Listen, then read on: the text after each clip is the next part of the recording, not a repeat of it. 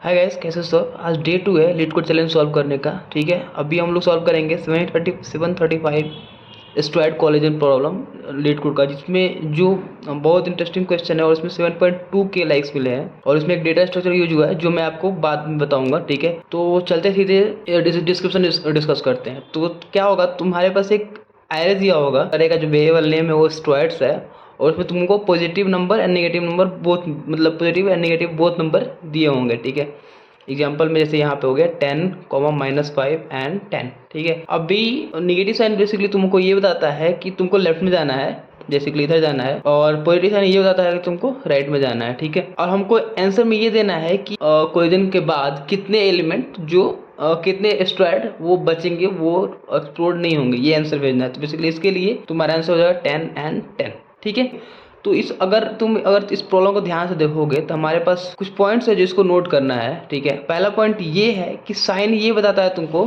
कि स्ट्रैट किस डायरेक्शन में जा रहा है, लेफ्ट पे जा रहा है या राइट जा रहा है, साइन। ठीक है, दूसरा पॉइंट ये नोट करना है तुम लोगों को कि कोलिजन होने के लिए बेसिकली पॉजिटिव इंटीजर को लेफ्ट में होना है, नेगेटिव को राइट में। अगर तुम, मैंने एग्जांपल दिया, मैंने यहाँ पे देख सकते हो, कोलिजन होने के लिए 10 को लेफ्ट में होना चाहिए और 5 को राइट में। अगर दोनों इस तरह के लाइक स्ट्रक्चर को फॉलो करते हैं तभी कोलिजन होगा, अदरवाइज नहीं होगा। मतलब लाइक 10 पहले हो, -5 बाद में हो, तो ये कोलिजन नहीं होगा। ठीक है, क्योंकि देखो यार, तो अगर तुम कॉमन सेंस लगाओगे तो ये राइट में जा रहा है, राइट, और ये लेफ्ट में जा रहा है, क्या कोलाइड होगा? कभी नहीं होगा ना। अगर ये ऐसे होता, 10 पहले होता एंड -5 बाद में होता, तो ये कोलाइड हो सकता था, राइट। तो ये कॉमन सेंस है और कुछ नहीं है। एग्जाम्पल देखेंगे हम लोग और फिर मैं तुमको बताऊंगा कि कौन सा डेटा स्ट्रक्चर मैं यूज करूंगा इसमें सॉल्व करने के लिए। बहुत अच्छा प्रॉब्लम है।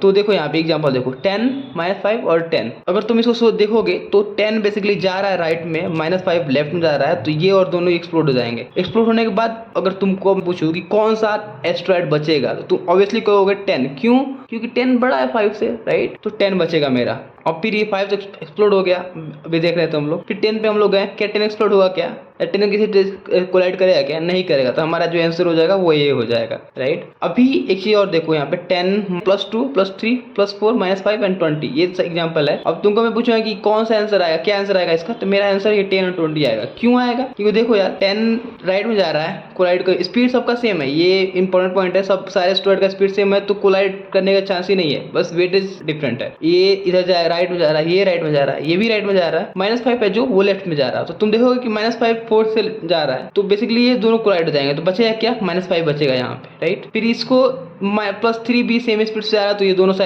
शायद कोलाइड होंगे ही। तो बचेगा मेरा क्या? फिर से -5 बचेगा। फिर यहाँ पे गया तो फिर से -5 बचेगा। 10 -5 एंड 20 बचा। फिर 10 से कोलाइड करने पे क्या होगा कि क्योंकि अभी ये 10 से -5 छोटा है, तो -5 क्या हो जाएगा?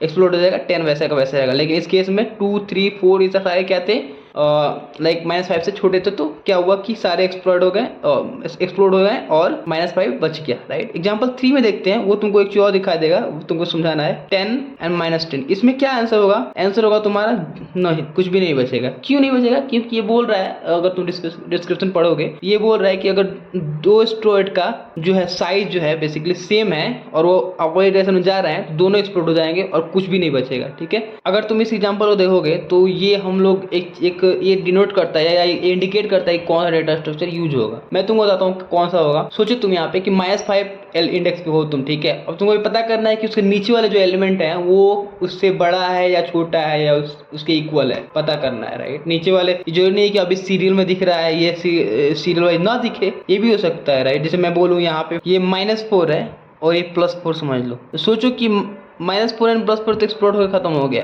फिर ये +2 बचा है जो -5 इसको एक्सप्लोड कर सकता है। तो मुझे ये पता करना है कि -5 से नीचे वाले कितने एलिमेंट है जो एक्सप्लोड हो सकते हैं, राइट। और वही तुमको एक डेटा स्ट्रक्चर इंडिकेट करता है जिसको हम लोग स्टैक करते हैं। चलते हैं सीधे कोड पे और वहीं पे डिफाइन करूंगा मैं और तुमको बताऊंगा कि स्टैक यूज करें कैसे, इसको हम लोग और इम्प्लीमेंट करेंगे। सो हेलो गाइस, हम लोग अपने स्क्रीन पे हैं और सॉल्व करेंगे। मैंने बताया आपको हम लोग स्टैक यूज करेंगे, तो मैं एक सबसे पहले एक स्टैक डिफाइन कर देता हूँ। ठीक है, स्टैक जो है वो उसमें जो होगा इंटीजर होगा, like stack of integer. And अब मैं क्या करूँगा कि लूप करूँगा स्ट्रॉयड को, तो फॉर एलिमेंट ऑफ स्ट्रॉयड को लूप करूँगा। अब देखो यहाँ पे थोड़ा सा मैं एक फ्लैग डिफाइन कर रहा हूँ, मैं आपको बाद में बताऊँगा लाइक नेक्स्ट में कि फ्लैग क्यों डिफाइन कर रहा हूँ, रीजन क्या है। तो मैं पहले बूलियन फ्लैग डिफाइन कर दिया जो फॉल्स होगा। अब मैं बोलूँगा कि यार स्टैक बेसिकली क्या मैंने बताया ना कि नेगेटिव पॉजिटिव पहले होगा और नेगेटिव बाद में होगा, तभी जाके हम लोग डिलीट कर सकते हैं और बेसिकली एक्सप्लोड कर सकते हैं, राइट। तो वही मैं कर रहा हूँ। पहले व्हाइल लूप लगाऊंगा यहाँ पे। क्यों लगाऊंगा वो बता रहा हूँ, क्योंकि we don't know how many elements are there to delete in the stack. Like हम लोग को पता नहीं है कितने, एक भी हो सकता है और n भी हो सकते हैं, 10 भी हो सकते हैं, राइट। इसी के लिए हम लोग यहाँ क्या कर रहा हूँ मैं कि एक व्हाइल लूप लगा रहा हूँ। व्हाइल लूप कब तक चलेगा, जब स्टैक एम्प्टी नहीं है, इज एम्प्टी, स्टैक एम्प्टी नहीं है एंड स्टैक जो है वो स्टैक का पीक जो है वो बेसिकली 0 से बड़ा है। मैं बताया ना लेफ्ट वाला पॉजिटिव होना चाहिए भले ही करंट एलिमेंट नेगेटिव हो, ठीक है। तो लेफ्ट जो है स्टैक का पीक ही है बेस, ठीक है। स्टैक का पीक बेसिकली वो अगर पॉजिटिव है एंड जो एलिमेंट है वो नेगेटिव है, तब हम लोग ये व्हाइल लूप फॉलो करेंगे। अब इसमें आगे हम लोग अब एक्सप्लोड करने वाला कंडीशन है कि एक्सप्लोड कब होगा, जब स्टैक का पीक जो है वो इससे छोटा हो। math.abs बेसिकली math.abs एलिमेंट से छोटा है, तो मैं क्या कर दूंगा कि स्टैक में से उस एलिमेंट को निकाल दूंगा, राइट, एंड कंटिन्यू कर दूंगा।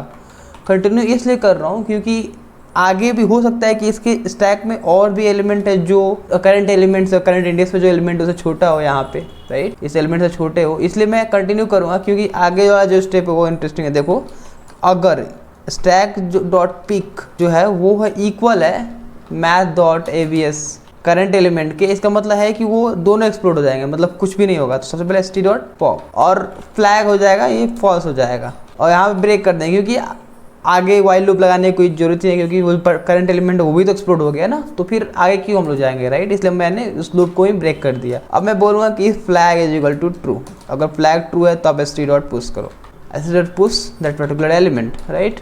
यहाँ पे फ्लैग इसलिए मैं लगाया हूँ कि देखो यार, उस एलिमेंट को हम लोग उस समय स्टोर करेंगे जब वो स्टैक में जितने सारे एलिमेंट हैं वो सबसे बड़ा हो, भले सारे एलिमेंट नेगेटिव हो उससे भी वो बड़ा हो, तब मैं करूँगा। तो अगर यहाँ तो कोई एलिमेंट पहुँच गया, इसका मतलब ये हुआ कि वो एलिमेंट या तो एक्सप्लोड हो गया होगा या तो उससे भी बड़ा एलिमेंट स्टैक के अंदर एग्जिस्ट कर रहा है, राइट। इसलिए फ्लैग फॉल्स हो गया और वो फॉल्स बेसिकली बूलियन बोल के यहाँ पे हम लोग इसको स्टोर नहीं करेंगे, राइट। अब हम लोग सीधे चलते हैं आंसर। अब आंसर अपडेट करना, तो हम लोग एक अरे बनाएंगे आंसर, साइज बेसिकली होगी स्टैक की साइज, ठीक है।